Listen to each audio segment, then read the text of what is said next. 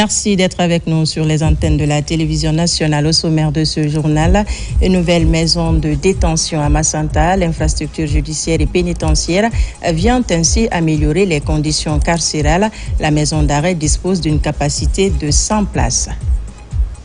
Le Fonds de développement social et de l'indigence poursuit sa campagne de remise des titres de prise en charge sanitaire.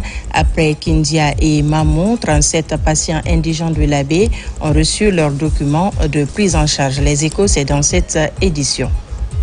Lutte contre la drogue, le commissariat central de Matam a réussi à mettre main sur près d'une tonne de chanvre indien. Le produit prohibé a été découvert grâce à une bonne collaboration entre agents de police et citoyens de Matam. C'est tout pour le sommaire. Bonsoir et vous êtes les bienvenus à la une de l'actualité ce soir. Ce vendredi 12 décembre, au cœur de Dobali, dans la sous-préfecture de Kanfarandé, la Guinée a officiellement lancé le projet de raffinerie d'alumine de Winning Consortium Alumina Guinea. Construire une raffinerie d'alumine en Guinée n'est plus une fatalité, ce n'est plus une option grâce au leadership et à la détermination du président de la République, son Excellence Mamadi Doumbouya. Compte rendu Fatmata Kourouma. Ce vendredi 12 décembre 2025, sur le site de Dobali, dans la sous-préfecture de Kanfarandé, la Guinée a lancé officiellement le projet de raffinerie d'alumine de Winning Consortium Alumina Guinée, filiale de la société minière de Bokeh. Une cérémonie majeure présidée par le ministre directeur de cabinet de la présidence et président du comité stratégique de Simandou Djibadiakité. Cette raffinerie, qui sera la deuxième du pays depuis l'indépendance, 67 ans d'histoire, vient confirmer une réalité indiscutable. Les deux uniques raffineries d'alumine du pays ont été initiées sous la gouvernance éclairée du président de la République, son Excellence Mamadi Doumbouya. La première, celle de SPIC, dont les travaux ont été lancés le 26 mars 2025. La seconde, celle de WCAG, s'inscrit dans le même élan, celui d'une Guinée qui se donne les outils de sa propre valorisation industrielle. Ainsi, la série d'allocutions a débuté par le préfet de Bokeh, qui, au nom des populations locales, a souhaité la bienvenue aux autorités, partenaires et invités. L'événement qui nous réunit marque une étape décisive dans la transformation structurelle à travers la valorisation locale de nos ressources, conformément à la vision éclairée de son Excellence, M. Mamadi Doumbouya, président de la République, chef de l'État, qui a fait du contenu local, des industrialisations et de transformation sur place des matières premières un axe stratégique majeur du développement de notre pays. Avec ce projet, la Guinée devient un pays transformateur, créateur de valeur ajoutée.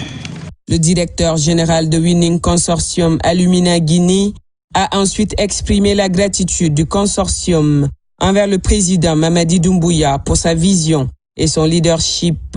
Il a rappelé que ce projet représente un investissement colossal d'1,2 milliard de dollars américains.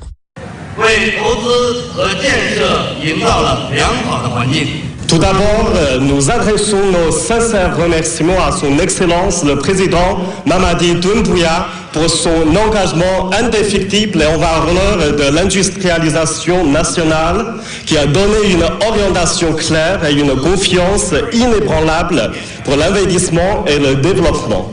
Nous remercions également Monsieur le ministre des Mines, Monsieur Bouna, et l'ensemble du gouvernement pour leur collaboration efficace.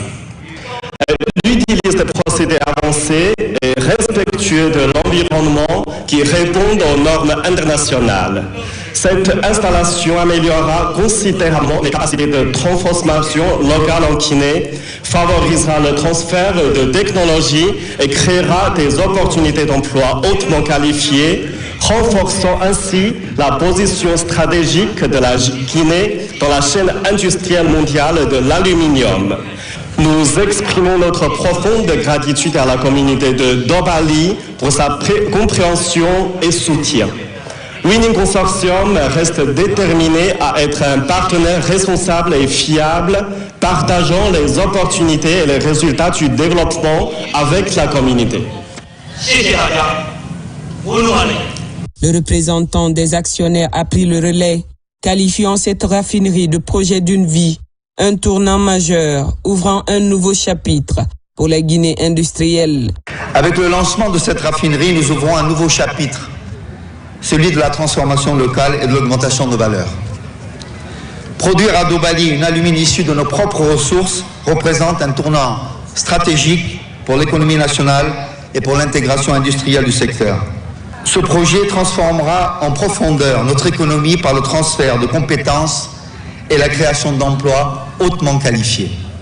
Après le bond sans précédent de nos exportations de bauxite, nous comptons, avec d'autres entreprises du secteur bien sûr, faire de la Guinée un acteur majeur de la filière de l'aluminium. Je tiens enfin à exprimer ma profonde gratitude au président de la République, Mamadi Doumbouya. Nous le remercions pour sa détermination à vouloir industrialiser notre pays.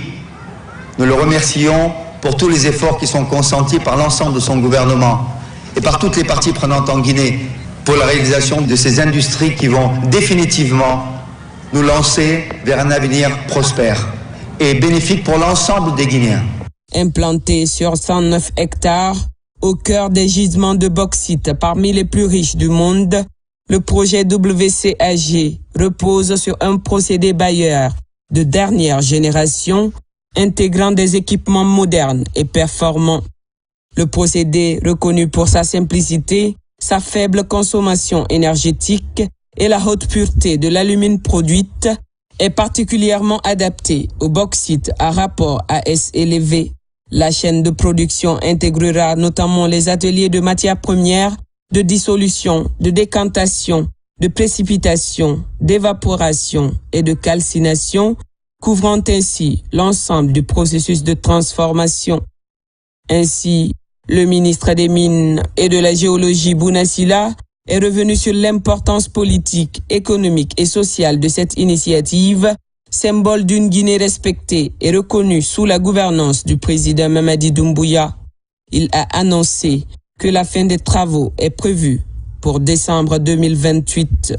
Ce projet suit celui de SPIC, State Power Investment Corporation, dont les travaux de construction ont démarré le 26 mars 2025 pour une fin des travaux prévus le 31 décembre 2027. Pour rappel, c'est en 1957, c'est-à-dire avant l'indépendance, que les travaux de construction de la première raffinerie d'alumine en terre africaine a démarré à Fria. Cette raffinerie a été inaugurée le 30 avril 1960.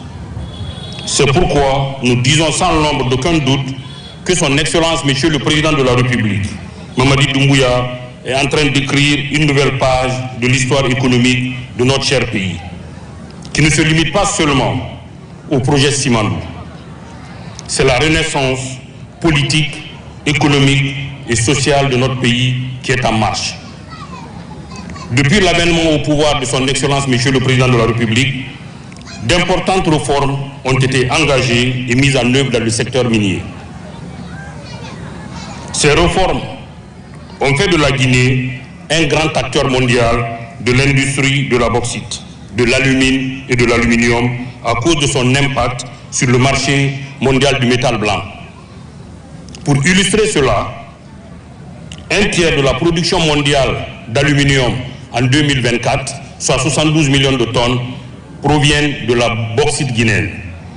Je me réjouis de constater aujourd'hui le démarrage de construction de cette raffinerie en terre guinéenne.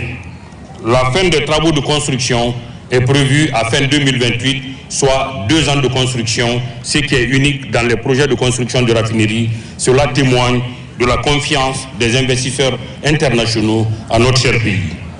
Ce projet porte sur une production d'alumine d'1,2 million de tonnes par an, la construction d'une centrale thermique d'une capacité de 300 MW et le développement d'un parc industriel. Construire une raffinerie d'alumine en Guinée n'est plus une fatalité. Ce n'est plus une option grâce au leadership et la détermination du président de la République, son Excellence Mamadi Doumbouya. C'est en ces termes que s'est exprimé le président du comité stratégique de Simandou, Djibé Diakité.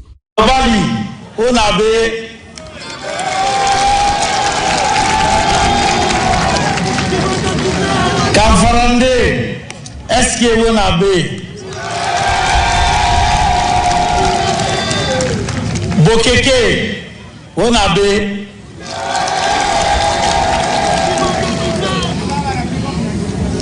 Président Doumbouya Naga, Amoura au Rebou, Dime Forêt.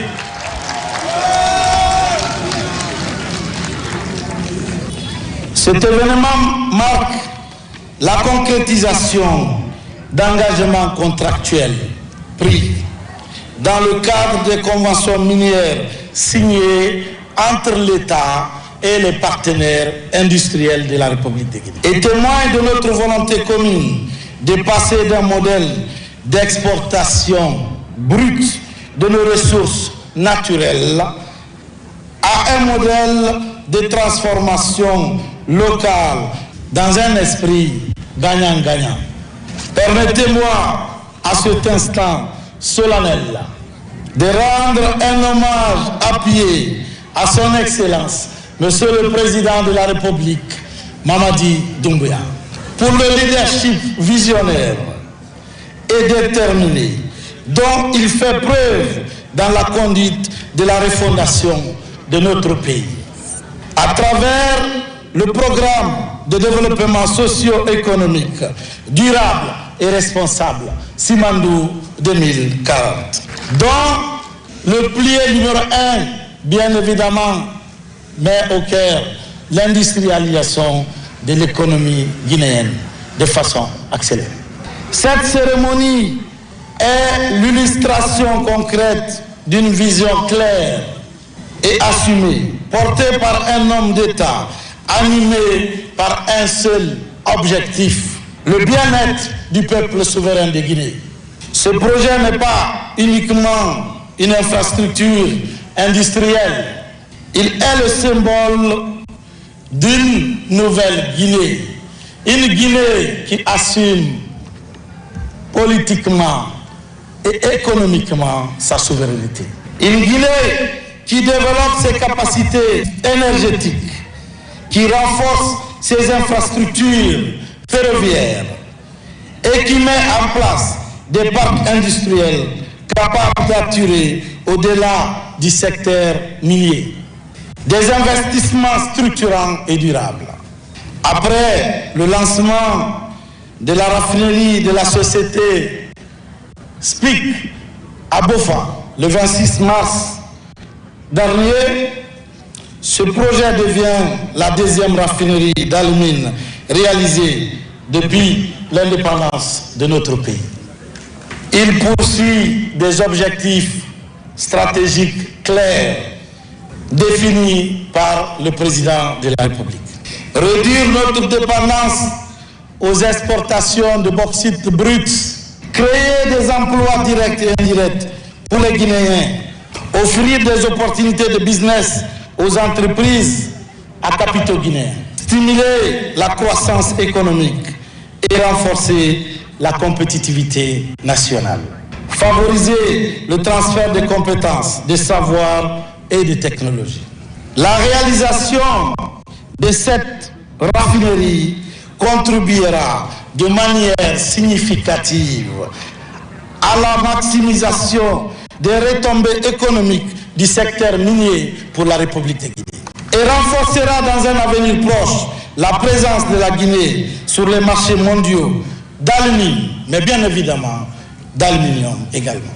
Il a également insisté sur la nécessité pour l'ensemble des parties prenantes de respecter les délais contractuels et de veiller à l'application rigoureuse des clauses relatives à la transformation locale, en rappelant une date déterminante, le 8 avril 2022, moment où tous les accords de raffinerie ont été scellés avec les partenaires industriels sous une exigence forte du chef de l'État, le strict respect des engagements, une rigueur qui permet aujourd'hui l'émergence d'un projet qui créera plus de 2000 emplois directs et près de 10 000 emplois indirects. Nous tenons à remercier les investisseurs pour la matérialisation des engagements pris lors de la rencontre du 8 avril 2022 entre son Excellence, Monsieur le Président de la République et toutes les entreprises minières présentes en République de Guinée, dont leur convention exige la construction d'une raffinerie en République de Guinée. Nous remercions clairement des investisseurs et des entreprises qui clairement ont respecté leurs engagements et d'autres qui continueront aussi à le faire, puisque construire une raffinerie en République de Guinée n'est plus une fatalité, ce n'est plus une option. Si vous avez l'obligation de faire la transformation locale du minerai, la détermination, le leadership, les orientations stratégiques du chef de l'État sont très claires. Vous le faites.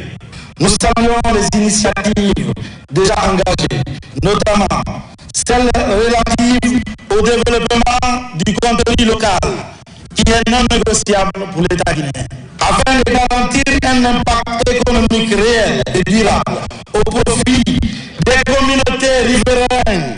L'enjeu fondamental du secteur minier réside dans la création d'une expertise nationale, une expertise d'excellence à travers le composant Simandou Academy. La formation de la main-d'œuvre locale et le développement des petites et moyennes entreprises guinéennes dans une logique de fait multiplicateur sur l'ensemble de l'économie guinéenne. J'en appelle personnellement à l'ensemble des partenaires miniers concernés par la transformation locale des matières premières à honorer scrupuleusement leur engagement contractuel envers la République de Guinée. Le chemin sera exigeant, mais il est porteur d'espoir et d'avenir. Les notables de Bokeh, de Kamfarandé et de Dobali ont élevé des prières et formulé des bénédictions exprimant leur reconnaissance au chef de l'État pour une vision qui, désormais, transforme concrètement leur quotidien et celui des générations futures. Selon le ministre de l'Économie et des Finances, Morana Souma, l'impact de cette raffinerie sur la croissance nationale sera spectaculaire, ouvrant la voie à une dynamique économique nouvelle, créatrice d'emplois, de compétences et de prospérité durable pour notre pays. La Guinée est dans une dynamique de transformation. Cette transformation est en droite ligne avec les orientations politiques de M. le Président, selon lesquelles orientations les richesses guinéennes, que ce soit des richesses minières, du sol et du sous-sol, doivent être transformées en Guinée. Cela permettra de développer une chaîne de valeur économique plus importante. Ça augmente le revenu que l'État peut tirer sur la production minière. Ça permet d'alimenter d'autres industries qui sont en besoin de consommation de tout ce qui est produit par cette chaîne de transformation de la bauxite en alumine. Prenant la parole à son tour, le ministre du Plan et de la Coopération internationale Ismaël Nabé a rappelé que la réussite de projets d'une telle envergure repose également sur la solidité des partenariats stratégiques noués par la Guinée. Il a souligné que cette raffinerie illustre parfaitement la nouvelle dynamique de coopération prônée par les autorités, fondée sur la transparence, la responsabilité partagée et la recherche d'un bénéfice mutuel durable. Il faut retenir que ce sont des résultats palpables du programme Simandou 2040. Donc c'est une fierté, c'est un honneur. Il faut retenir que 12 000 emplois directs et indirects vont être créés. Intervenant ensuite, le ministre de la Culture et de l'Artisanat, Moussa Moïsila, a mis en lumière l'impact positif qu'aura ce projet sur le patrimoine culturel guinéen, notamment celui de la localité. Il a rappelé que le développement industriel, lorsqu'il est pensé en harmonie avec les communautés, contribue également à la valorisation des identités locales, à la préservation des savoir-faire et au renforcement du tissu social. C'est la preuve que notre pays se porte bien et qu'à sa tête, nous avons un président qui a une vision. Tout ce qui se passe là se passe dans un temps, je dirais, micro-temps. On parle d'une période de moins de 5 ans, au cours de laquelle la Guinée a connu une transformation structurelle assez profonde. C'est la deuxième unité industrielle de ce genre, mais à cela s'ajoute le méga projet Simandou.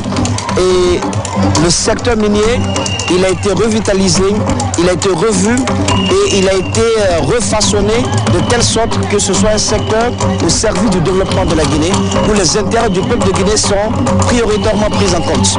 Et moi, en tant que ministre de la Culture, c'est quelque chose qui m'enchante énormément, parce que la plupart des entreprises minières dans notre pays ont des responsabilités sociétales et qui les imposent un certain nombre d'obligations. Pour le secteur culturel, ce sont donc des entreprises qui financent les festivals, qui financent la mobilité des artistes, qui nous aident dans la construction des musées, la préservation et la valorisation des rites, des traditions, des coutumes, des communautés au sein desquelles elles s'installent et pour lesquelles elles exploitent les ressources minières. Ainsi, le président du comité stratégique de Simandou, accompagné du ministre des Mines et de la Géologie et leur suite, a procédé à la pose officielle de la première pierre, un acte hautement symbolique qui marque le lancement concret de cette infrastructure d'envergure nationale. Dans un moment empreint de solennité et de fierté, ils ont ensuite apposé leur empreinte sur le mur des signatures, scellant de manière indélébile leur engagement et la volonté collective d'inscrire ce projet dans l'histoire du développement industriel de la Guinée. Nous suivons sur les deux écrans l'instant pose de première pierre, mesdames et messieurs, pour ceux qui sont installés.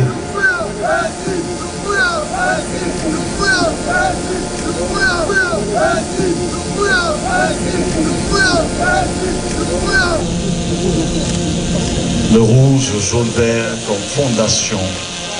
Après la cérémonie, la délégation gouvernementale s'est rendue à Bofa afin d'apprécier de près l'état d'avancement de la raffinerie portée par SPIC. Lancée en mars 2025, les travaux de cette infrastructure stratégique progressent conformément au calendrier pour une livraison annoncée en fin décembre 2027. Cette visite de terrain témoigne de la volonté du gouvernement de suivre rigoureusement chaque étape de ces projets structurants.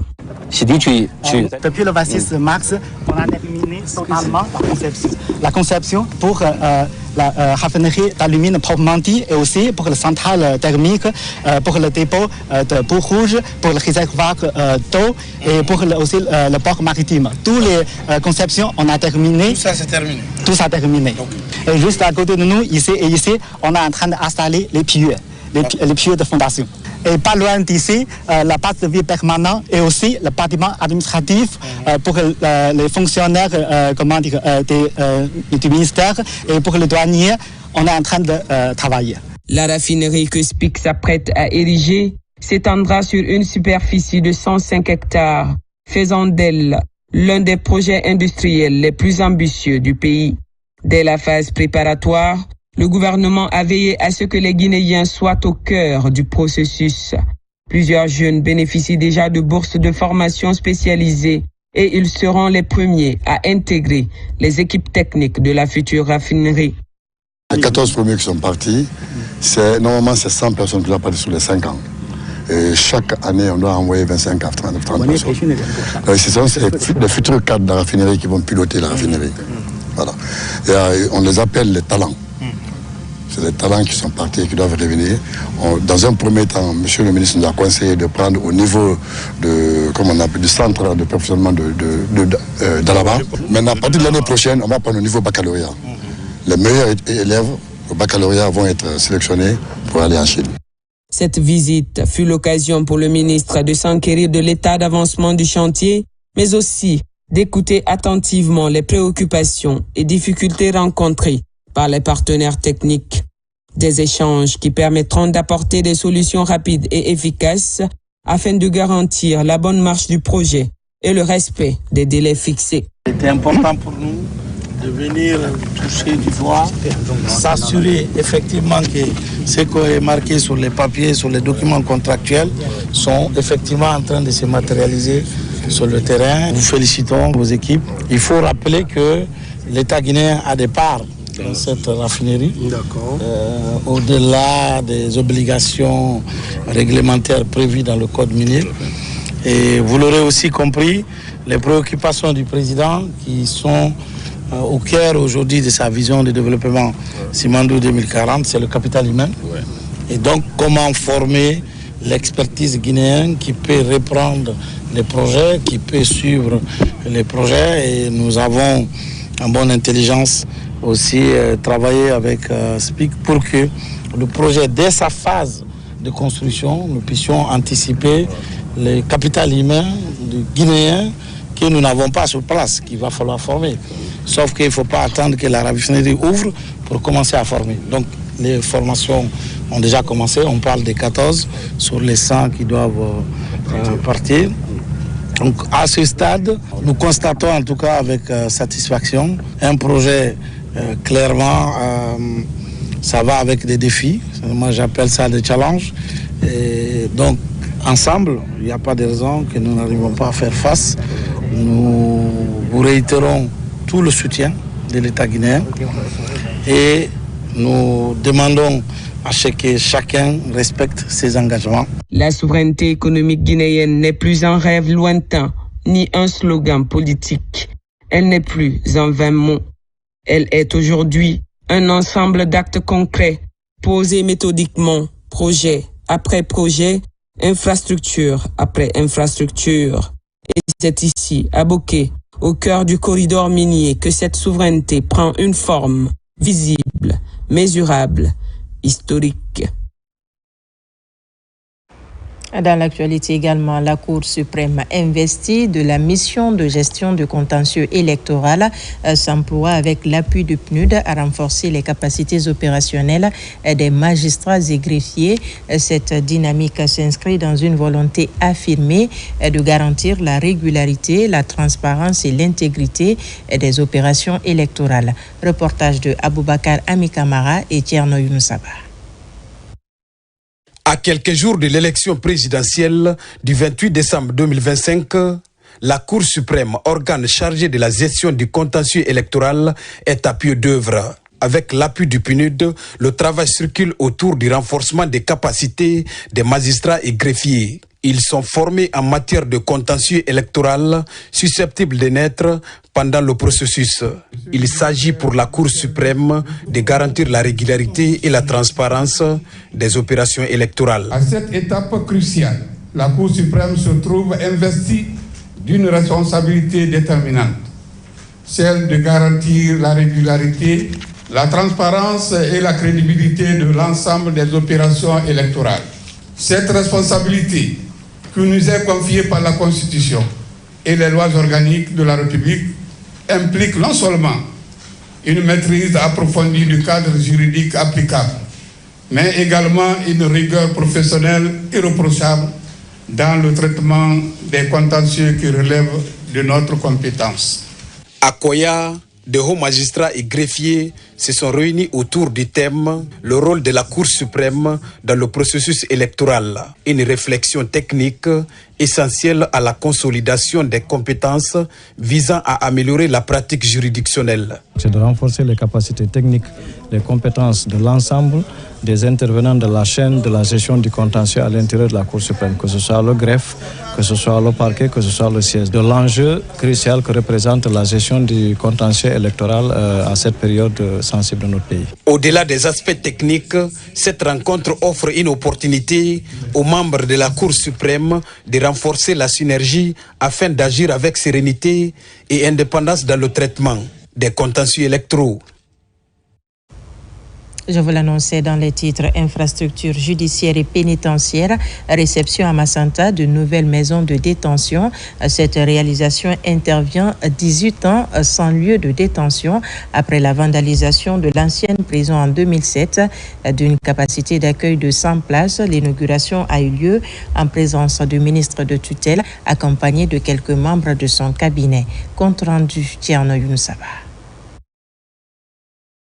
Vue aérienne de la nouvelle maison d'arrêt et de collection de Macenta, cette infrastructure moderne et sécurisée d'une capacité d'accueil de 100 places dispose aussi des bureaux, d'espaces pour visiteurs et d'autres compartiments.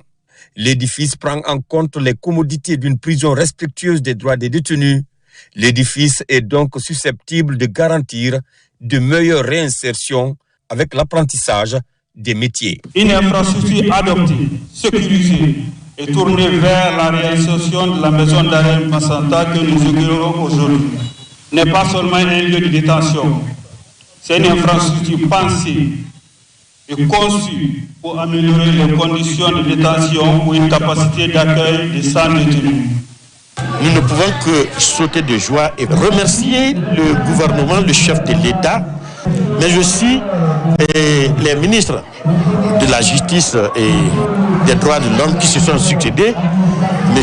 Charles Rouet et El Hadj Yaya Kairaba, qui est en train encore d'œuvrer dans ce sens. 18 ans après la destruction de la prison au cours des mouvements de janvier et février 2007, la juridiction de Macenta dispose d'une prison digne du nom. La détention des prévenus qui s'effectuait dans les locaux de la police ou de la gendarmerie relève désormais du passé grâce aux efforts déployés par le gouvernement. En décembre 2022, j'ai effectivement participé à la pose de la première pierre de cet édifice aux côtés de mon prédécesseur, le ministre Charles Wright. De cette date jusqu'au 24 mars 2024, à ses côtés, j'ai évolué. Dieu a voulu que je me tienne ici aujourd'hui pour la réception de cet édifice. L'édifice que nous recevons aujourd'hui vient encore une fois constituer la preuve la plus palpable que notre pays, la Guinée, avance. Au-delà de ça, l'homme de grande vision, le président Mamadi Doumbouya, a instruit, et cela est en train de se réaliser, la construction d'une prison de haute sécurité et d'une très grande capacité. Il s'agit de la maison centrale en construction à Yorokodia. La réalisation du pénitencier de Macenta vise donc à doter l'administration pénitentiaire d'infrastructures modernes. Par cette prison, l'application des peines est garantie, ce qui va aider à améliorer le fonctionnement du tribunal pour mieux restaurer l'autorité publique visant à rassurer les citoyens. Remise d'équipements pour la formation des paramédicaux dans les écoles professionnelles publiques, un geste de l'OMS qui apporte son soutien aux réformes entreprises par le ministère de l'Enseignement technique, de la formation professionnelle et de l'emploi. Ces équipements sont destinés à qualifier la formation des sages-femmes et des infirmiers. Plus de détails avec Tierno Ousmane Diallo.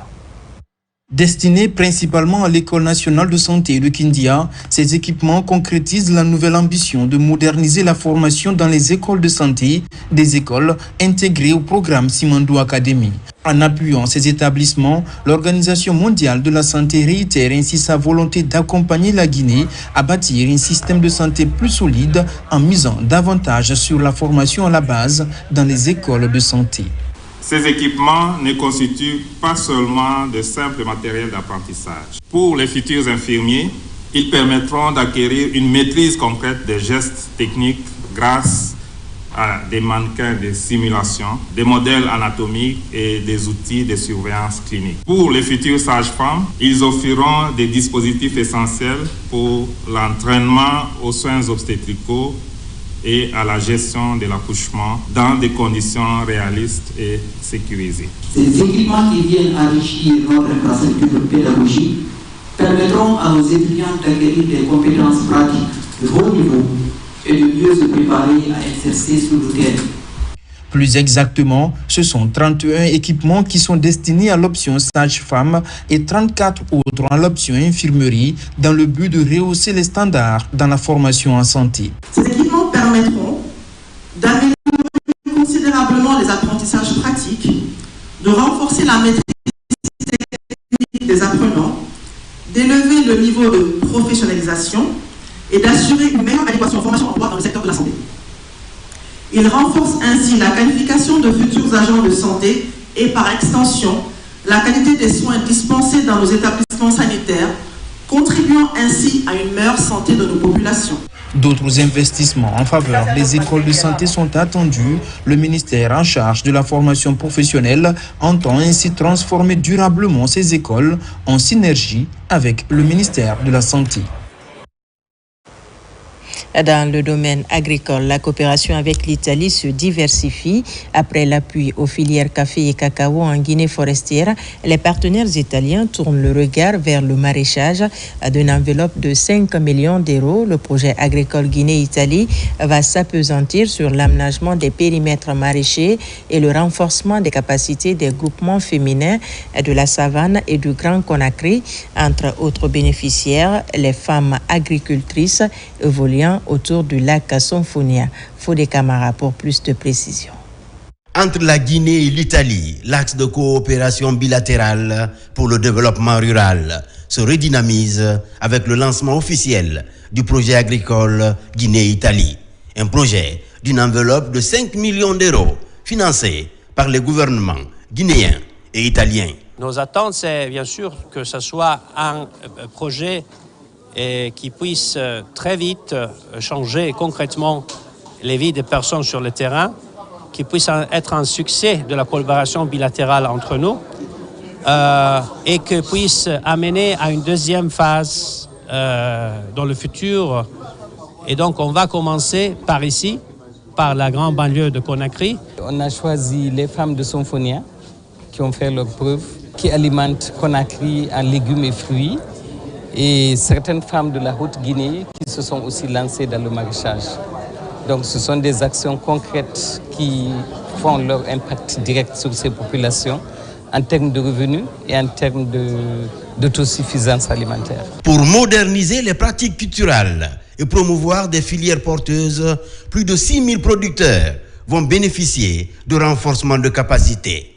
300 hectares de périmètres maraîchers seront aussi aménagés par le projet agricole Guinée-Italie. Nous avons mené l'étude diagnostique, à savoir l'identification des bénéficiaires dans les deux zones, et nous avons engagé l'étude APD pour voir réellement quels sont les travaux qu'il faut faire sur les sites identifiés, quelles sont les natures d'appui qu'il faut apporter au groupement maraîcher identifié. Et nous savons qu'avec le démarrage effectif à travers ces lancements, nous n'avons pas de blocus par rapport à la mise en œuvre des activités sur le terrain. Dans le volet insertion socio-professionnelle, le projet Pagita prévoit le financement des initiatives entrepreneuriales portées par les jeunes et les femmes.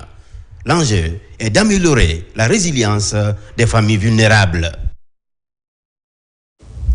Et puis, le Fonds de développement social et de l'indigence poursuit sa campagne de remise des titres de prise en charge sanitaire. Après qu'India et Mamou, 37 patients indigents de l'Abbé ont reçu leurs documents de prise en charge, un geste salué par les bénéficiaires et les autorités locales. Le point avec Moussa Kouyaté. Très tôt le matin, les malades indigents se sont donné rendez-vous ici à la commune urbaine de l'Abbé pour recevoir leur titre de prise en charge sanitaire par l'État à travers le Fonds de développement social et de l'indigent. Cet acte n'est pas seulement un geste social, il est l'expression concrète d'une gouvernance tournée vers l'humain, la dignité et la justice sociale. Grâce à ces initiatives, la protection sociale cesse d'être un simple concept pour devenir une réalité vécue par nos concitoyens les plus vulnérables. Je remercie M. Mamadi Doumbouya. Merci beaucoup, c'est mon enfant qui est malade. Mais Dieu merci, je suis venu pour faire soigner mon enfant. La remise de ces titres de prise en charge sanitaire est un moment fort et historique pour les autorités communales dans la cité de Kramoko Alpha Molabé. La cérémonie de ce jour revêt une importance particulière car elle marque une nouvelle étape dans l'appui sanitaire accordé à nos concitoyens vivant dans des conditions difficiles. Les kits qui seront remis constituent un outil concret pour faciliter leur accès aux soins et protéger leur dignité. Je tiens à saluer la dynamique nationale initiée par les autorités du pays sous la conduite du président de la République, chef de l'État. Et ce n'est pas une première, c'est la 4e. Donc vraiment, nous sommes vraiment habitués et tout se passe dans les conditions normales et que ma structure et le personnel est fin prêt à recevoir les patients. Donc vraiment, nous sommes engagés à jouer notre partition pleinement afin que vraiment ça se passe dans les conditions les meilleures. Avec ces prises en charge, les patients bénéficieront gratuitement de tous les examens et des produits médicaux. Les cadres du Fonds de développement social et de l'indigent sont attendus dans la région de Farana. Une nouvelle voie syndicale vient de naître en Guinée. L'Union générale des travailleurs UGT a tenu son tout premier congrès à Conakry avec une ambition affichée, révolutionner le paysage syndical guinéen. Son credo, la justice sociale, l'intégrité et une nouvelle approche pour défendre les travailleurs. Reportage de Mariam Kamara et son Assagno. À travers ce congrès constitutif, c'est l'histoire du syndicalisme guinéen qui tourne une page. Face aux défis des travailleurs, injustice, salaire précaire, licenciement abusif, cette nouvelle centrale syndicale se donne alors une mission claire, défendre leurs intérêts moraux et matériels, mais en changeant de méthode. On fera en sorte que tous les droits restés et non connus soient mis à la disposition des travailleurs et qu'ils soient défendus et que les nouveaux droits soient créés pour que le travailleur guinéen puisse se sentir vraiment à l'aise dans son lieu de travail et dans sa famille. Nous ne sommes réunis pas pour blaguer, mais pour travailler. On a beaucoup de lois, il y a plusieurs lois qui ne sont pas connues par les travailleurs. On a des droits qui sont bafoués par les autres qui sont de l'autre côté de la table. Donc nous sommes là pour nous battre pour nos droits, pour la justice sociale. Lors de cette assemblée fondatrice, le bureau exécutif de la nouvelle organisation, composé de 40 membres, a été présenté. De nombreux congressistes et des partenaires syndicaux assistaient à cet événement fondateur. Moi, étant issu de justice, je valide ce congrès. Je n'ai constaté aucune irrégularité de cette cérémonie. Donc cette cérémonie s'est bien passée à la règle de l'art.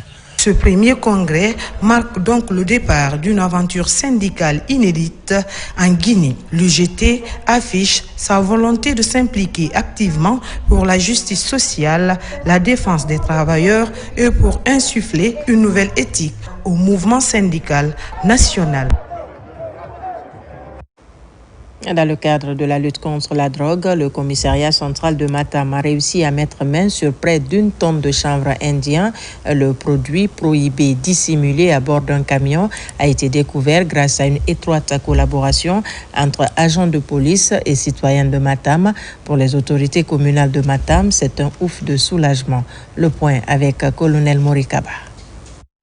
C'est en plein centre de Conakry, dans la commune de Matam, plus précisément au port de Bonfi, que cette camionnette a été interceptée. À son bord, près d'1 tonne de chanvre indien destinée à alimenter le réseau des grossistes. Le lundi 8 décembre 2025, le service d'enquête du commissariat central de Matam, à travers la brigade d'information de la voie publique, a réussi un coup de filet exceptionnel. Il a mis main sur 514 kg de chanvre indien stocké dans une fourgonnette aux abords du port de Bonfi.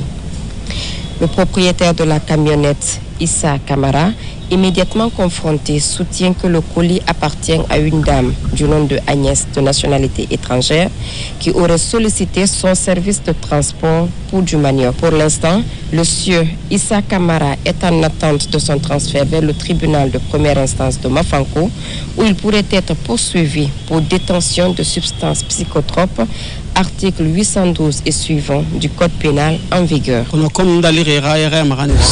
une ancienne cliente à moi qui m'a demandé de transporter des sacs de manioc pour elle. Mais en faisant monter les sacs, mon apprenti s'est aperçu que c'est plutôt de la drogue. Aussitôt, il m'a informé. Au moment où ils sont partis pour sortir de l'argent pour qu'elle paye les policiers, un autre groupe de policiers est venu et ceux-ci nous ont demandé d'aller au niveau du commissariat central de Matam. Pour les autorités communales de Matam, la lutte contre les fléaux sociaux, notamment le trafic de drogue, reste une priorité. D'abord, féliciter le commissariat central de Matam qui vient de faire cette saisie record à Matam. Nous sommes rassurés que nous sommes en sécurité. Nous disons merci à la police nationale et merci de nous protéger contre les malfrats de tout genre et surtout ceux qui envahissent la Guinée de substances qui détruisent les filles et fils de Guinée. La lutte contre l'insécurité passe inévitablement par la lutte contre les stupéfiants. Face à ce phénomène qui gangrène la jeunesse guinéenne, les services de sécurité appellent les citoyens à renforcer la collaboration afin de mettre hors d'état de nuire les réseaux criminels. Pour terminer, le collectif des 416 pèlerins arnaqués par une agence lors du pèlerinage 2025 a initié une marche dans la commune de Kaloum pour exprimer sa reconnaissance à l'endroit du président Mamadi Doumbouya pour avoir honoré son engagement. Cette implication du chef de l'État est saluée par les victimes. Reportage de Nabila Moussa Kamara. À Kaloum, le collectif des 416 pèlerins arnaqués lors du Hajj 2025 organise une marche ponctuée de cantiques religieux. Une mobilisation pour exprimer leur reconnaissance au président Mamadi Doumbouya qui a tenu son engagement en leur permettant d'accomplir le pèlerinage en 2026. Un acte de reconnaissance envers son Excellence, le président de la République, président Mamadi Doumbouya, pour l'acte inoubliable qu'il vient de faire pour toutes ces personnes. L'année passée, quand on était dans la détresse, dans la désillusion, dans le désespoir, il nous a promis, il a dit que l'année prochaine, s'il plaît à Dieu, vous serez les premiers convois. Et cette promesse est devenue une grande réalité. Après plusieurs mois de démarches pour régulariser leur situation, ces victimes de faux et usage de faux disent retrouver aujourd'hui leurs droits et saluent le soutien des autorités qui ont œuvré pour rétablir la justice en leur faveur. Il a promis, il a réalisé. Vraiment, il nous a essuyé les larmes de l'année passée et cette fois-ci, on est fiers. C'est un homme de parole. Merci beaucoup. Merci au gouvernement. Merci à tout le monde. Merci à tous les pèlerins qui se sont abstenus. Personne n'a fait rien du tout et pour manifester rien du tout. Et aujourd'hui, on est là pour le remercier et pour prier pour lui. Dupés par une agence de voyage, les membres du collectif affirment que l'appui personnel du chef de l'État leur ouvre enfin la voie vers l'accomplissement d'un devoir religieux essentiel, le pèlerinage à la Mecque. Voilà qui met fin à ce journal. Merci de nous avoir reçus chez vous. L'actualité se poursuit sur notre site le www.rtgguinée.info. Je vous dis à très vite pour d'autres informations de la Guinée.